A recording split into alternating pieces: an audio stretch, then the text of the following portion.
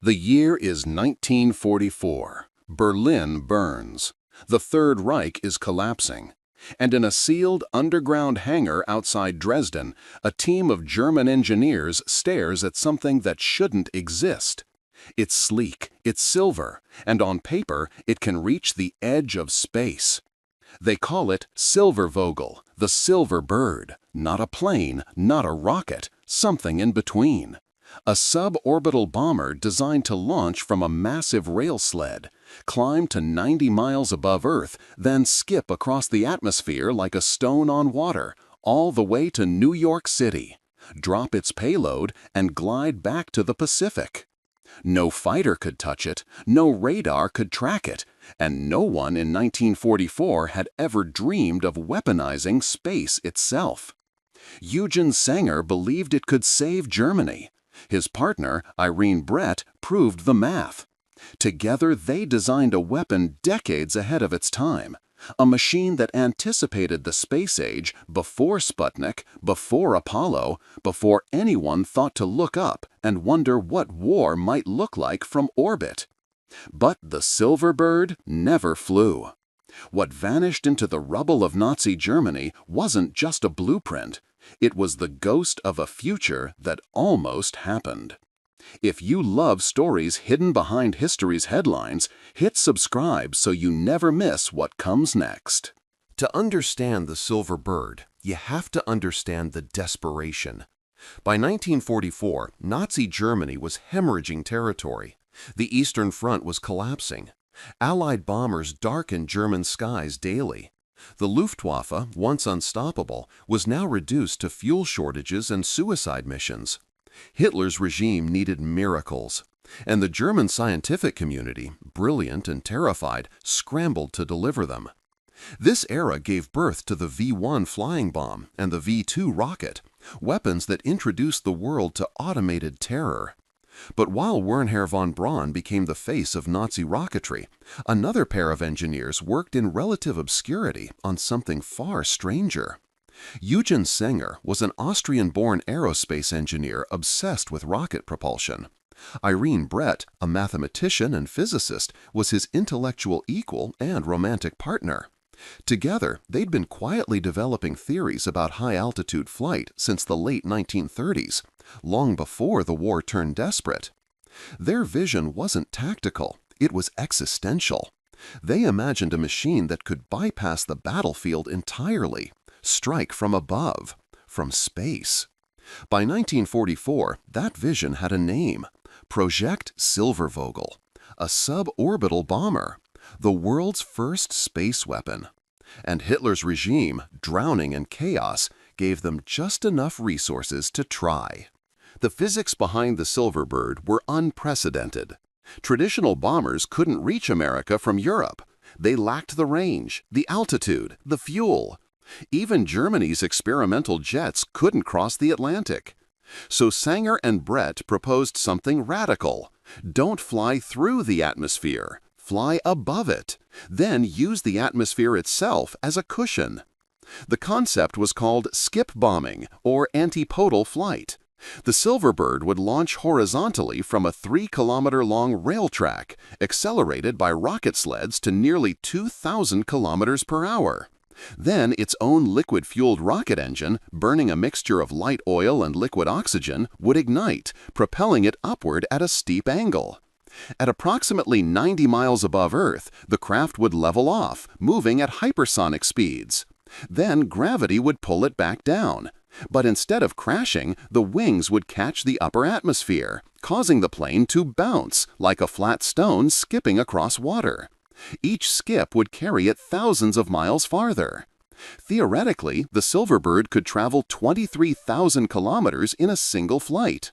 Europe to New York to Japan, then a controlled glide landing somewhere in the Pacific under Axis control. It sounded like science fiction, but the math worked, and the Nazis started building it. Eugen Sanger wasn't a party loyalist. He was a dreamer trapped in a nightmare.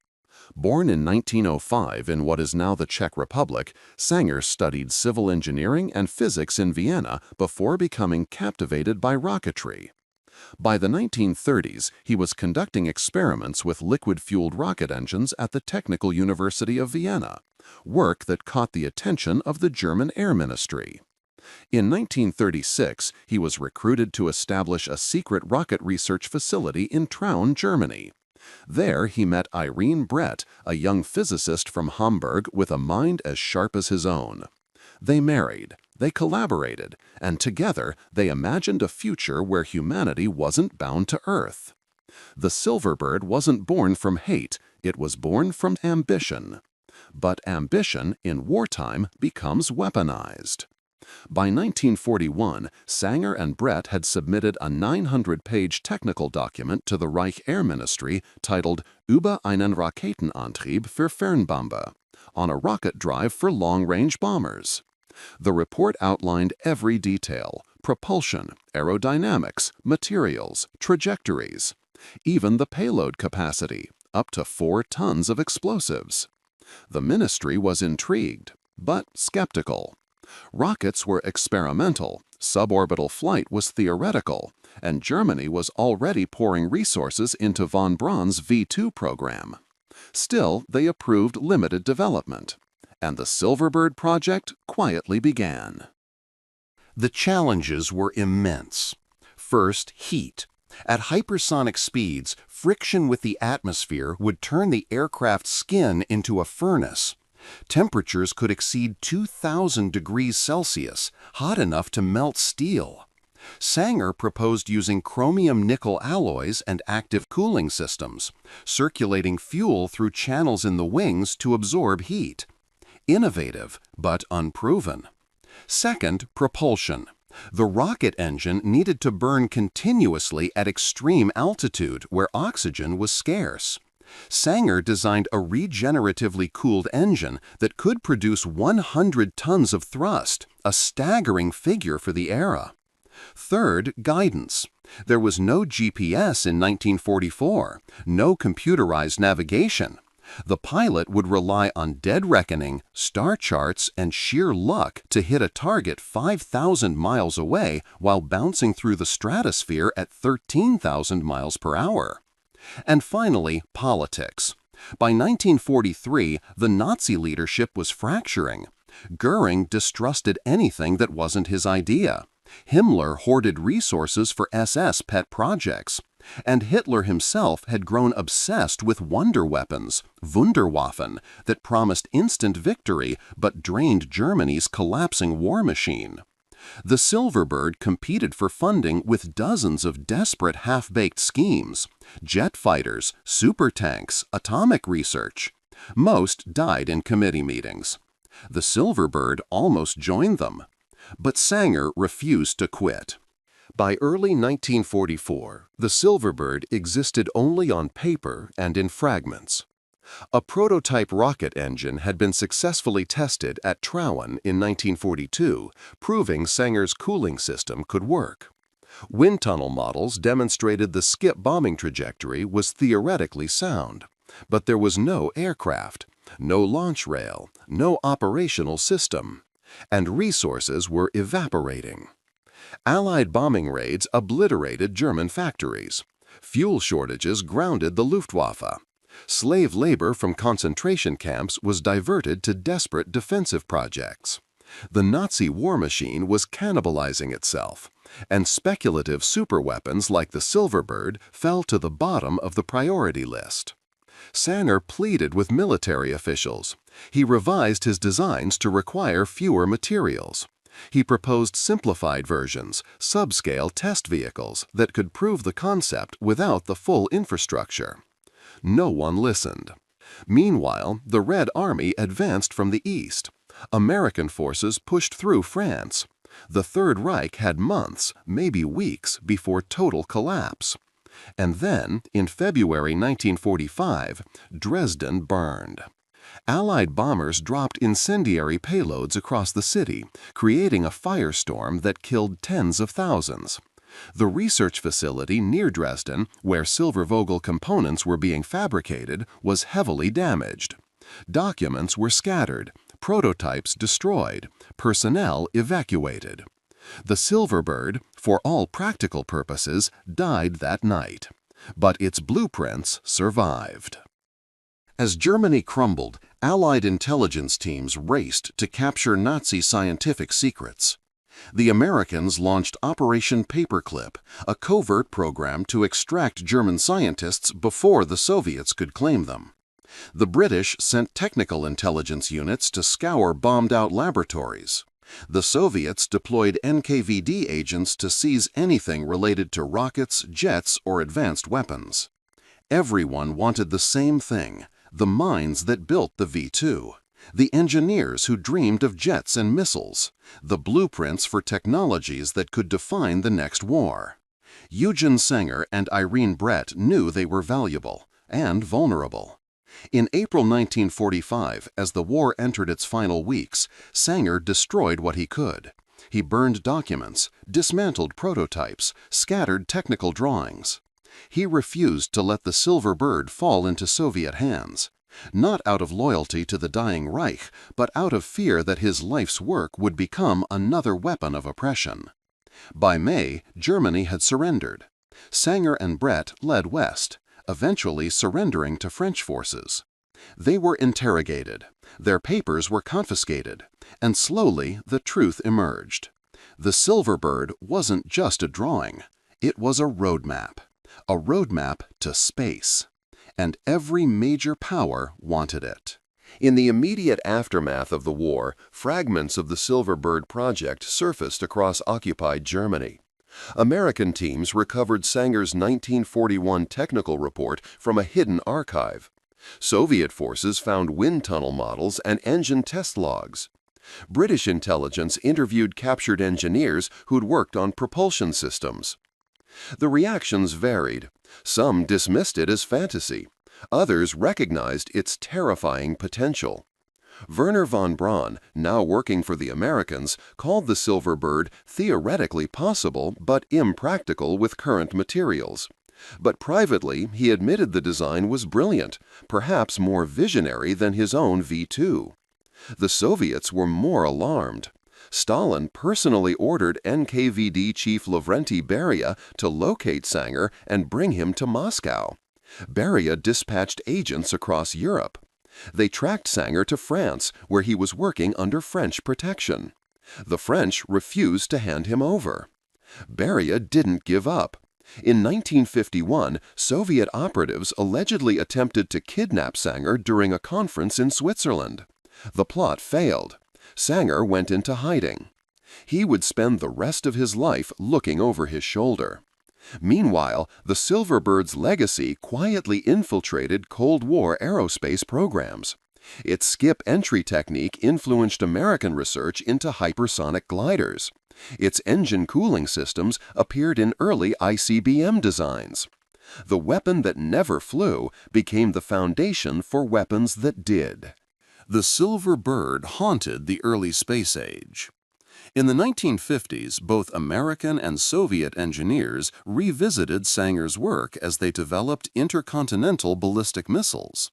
The concept of skip entry reappeared in classified studies about maneuverable re-entry vehicles, warheads that could adjust their trajectory mid-flight to evade defenses.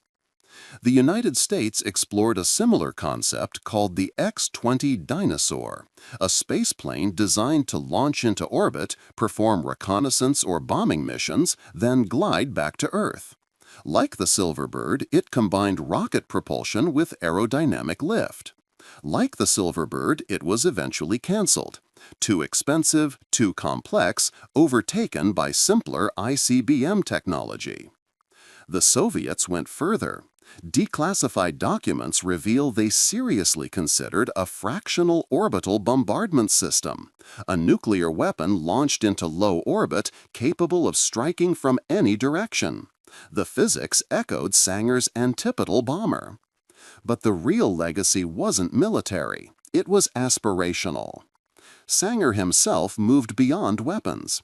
After the war, he became an advocate for peaceful spaceflight. He wrote books on astronautics.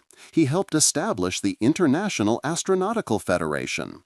He dreamed of passenger spacecraft, orbital stations, missions to Mars. The man who designed a weapon to bomb New York spent his later years imagining how humanity could escape Earth altogether. Irene Brett, his partner, faded from history. Her contributions often erased, credited only as Sanger's assistant. She deserved better. What makes the Silver Bird remarkable isn't that it failed. It's that it succeeded, just not as a weapon. By the 1960s, the principles Sanger and Brett pioneered had become foundational to aerospace engineering. Skip entry informed the Apollo program's re-entry profiles. Regenerative cooling systems became standard in rocket engine design. Hypersonic flight research, still ongoing today, traces its conceptual roots to their 1941 report. NASA engineers studied the Silver Bird. So did aerospace companies like Boeing and Lockheed. The shape of the space shuttle, with its delta wings and thermal protection system, echoes Sanger's original sketches. Even SpaceX's Starship, designed to carry humans to Mars, uses controlled atmospheric entry and glide landing, techniques the Silver Bird anticipated 80 years ago. Eugen Sanger died in 1964, just months before humanity's first spacewalk. He never saw the moon landing. He never witnessed reusable rockets or space tourism. But he saw enough to know his work mattered. Irene Brett lived until 1983. She watched the shuttle fly. She saw her equations proven in orbit. Neither received the recognition they deserved during their lifetimes. But every spacecraft that glides home from the edge of space carries their fingerprints. The Silver Bird never flew, but humanity did. Here's the twist that history almost forgot. The Silver Bird wasn't just a weapon, it was a message. When Allied intelligence first discovered Sanger's 1941 report, they focused on the military threat, a bomber that could strike America from Europe. But buried in the technical appendices was something stranger: detailed calculations for orbital velocity, escape trajectories, and interplanetary flight. Sanger wasn't just designing a weapon, he was designing a spacecraft. The same rocket engine that could propel a bomber to New York could, with modifications, launch a satellite. The same skip entry technique that enabled intercontinental strikes could return astronauts safely from orbit. The same heat-resistant materials could protect a capsule re-entering from the moon. Sanger knew this. He wrote about it explicitly in later sections of the report, sections the Nazis largely ignored. He was smuggling space exploration inside a weapons proposal. Some historians argue this was intentional, a way to secure funding during wartime for research that would outlive the regime. Others believe Sanger was simply a scientist trapped by circumstance, forced to weaponize his dreams to survive. Either way, the result was the same. The Third Reich wanted a superweapon. What they funded, unknowingly, was the foundation of human spaceflight. The Silver Bird was never really about war. It was about escape. The final revelation came decades later. In the 1990s, after the Cold War ended, Russian archives opened. American documents were declassified. And researchers piecing together the history of early spaceflight discovered something astonishing. Nearly every major space program had secretly studied the Silver Bird. The Soviets built scale models. NASA commissioned feasibility studies. The European Space Agency referenced Sanger's work in their Hermes spaceplane project. Even China's recent hypersonic glide vehicle tests echo the skip entry principles Sanger calculated in 1941. The weapon that never flew became the most influential aircraft design of the 20th century. But here's what's haunting. If Germany hadn't collapsed in 1945, if resources hadn't evaporated, if Sanger had been given just 6 more months, could they have built it? Most aerospace historians say no. The materials technology wasn't there, the guidance systems were too primitive, the engineering challenges too vast. But the math was sound. The propulsion was proven. And Nazi Germany, desperate and cornered, had mobilized slave labor and stripped resources from across occupied Europe to build wonder weapons before. If the Silver Bird had flown, even once, the psychological impact would have been devastating. A Nazi bomber reaching New York from the edge of space. History would remember it differently. Very differently. There's one more piece to this story. In 1961, cosmonaut Yuri Gagarin became the first human in space, orbiting Earth aboard Vostok 1. The world celebrated. The Soviet Union claimed victory. The space age officially began. But in a quiet office in Stuttgart, Germany, Eugen Zenger read the news with mixed emotions. He'd been advocating for manned spaceflight since the 1930s. His calculations had proven it was possible. His designs had influenced Soviet rocket development. And now, 16 years after the war, a human had finally done it, had reached the edge of space and returned safely, just as the Silver Bird was meant to do. Zenger gave an interview to a German newspaper. The reporter asked if he felt vindicated, if he believed his work had contributed to Gagarin's achievement. Zenger's answer was careful, diplomatic. He praised the Soviets' engineering. He spoke about the peaceful future of spaceflight. But he also said this: "Every rocket that reaches orbit carries the dreams of those who came before, the ones who calculated, who tested, who failed. We do not build the future alone. We build it on foundations laid in darker times." He never mentioned the Silver Bird by name. He didn't have to. The ghost of the weapon that never flew was already in orbit.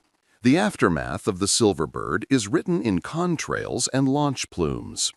After World War II, the scientists who survived scattered across the globe, carrying their knowledge like refugees carry heirlooms. Wernher von Braun built America's rockets. Helmut Grettrup worked for the Soviets. Dozens more found homes in France, Britain, Argentina, Egypt. And Eugene Sanger, the man who dreamed of skipping across the atmosphere, spent his final years teaching aerospace engineering and advocating for international cooperation in space.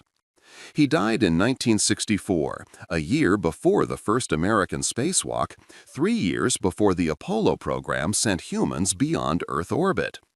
He never saw the shuttle glide home, never witnessed reusable rockets landing vertically, never lived to see hypersonic flight become reality. But his equations did. The Silver Bird's legacy isn't found in museums. There's no monument to Sanger and Brett in Berlin or Washington, no preserved prototype in a hangar. Instead, the legacy lives in engineering textbooks, in NASA technical papers, in the shape of spacecraft wings. It lives in every vehicle that returns from space using atmospheric friction to slow down. It lives in the ongoing research into hypersonic weapons and passenger spaceplanes. The Silver Bird never flew, but it taught humanity how to glide home from the stars. So what do we take from this? A weapon designed in desperation by brilliant minds trapped in a collapsing empire became the blueprint for peaceful exploration. The Silver Bird is a paradox. Born from war, it inspired peace. Designed to destroy, it enabled discovery. Conceived by a regime built on hatred, it carried humanity's first serious dreams of spaceflight. Eugen Sanger and Irene Brett weren't heroes. They worked for the Nazis. They designed a weapon meant to kill civilians. That truth can't be erased or romanticized. But they were also visionaries who saw past the war, who embedded spaceflight equations inside weapons proposals, who imagined a future where humanity wasn't bound to Earth, who survived to advocate for peaceful exploration. History is never simple. The Silver Bird is proof that even in humanity's darkest hours, we dream of rising, of escaping gravity, of reaching something better. The weapon never flew. The war ended. The dream survived. And when the shuttle glided home, when SpaceX's rockets landed, When engineers designed spacecraft to carry us to Mars, they all carried a ghost with them. A silver ghost skipping across the sky.